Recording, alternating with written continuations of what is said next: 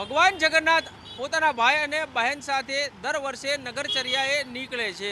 તેની પારંપરિક જે વિધિઓ છે તેની શરૂઆત થઈ ગઈ છે. તો બીજી તરફ અમદાવાદ મ્યુનિસિપલ કોર્પોરેશન દ્વારા પણ રથયાત્રાને લઈને પોતાની તૈયારીઓ છે તે આરંભી દેવામાં આવી છે. જે તેનો રૂટ છે તે રૂટ ઉપર જે કોઈ જર્જરિત મકાનો આવેલા છે ને ત્યાં નોટિસ આપવાની શરૂઆત છે તે કરવામાં આવી છે. અને જો જરૂર જણાશે તો કેટલાક મકાનો છે તે ઉતારવા પણ પડશે, કારણ કે મોટી સંખ્યામાં જનમેદની છે તે ભગવાન જગન્નાથ અને તેના ભાઈ બહેનના દર્શન કરવા માટે થઈને રસ્તા ઉપર ઉમડી પડતી હોય છે. આવા સંજોગોમાં કોઈ અનિચ્છનીય બનાવ ના બને તેના માટે થઈને અત્યારથી જ આ કામગીરી છે તે અમદાવાદ મ્યુનિસિપલ કોર્પોરેશન દ્વારા શરૂ કરવામાં આવી છે. ગત વર્ષે 489 જેટલા જર્જરિત મકાનો છે તે આ રથયાત્રા રૂટ ઉપર નોંધાયા હતા. ત્યારે આ વખતે લગભગ આ આંકડો 500ને પાર કરે તેવી શક્યતા જોવાઈ રહી છે.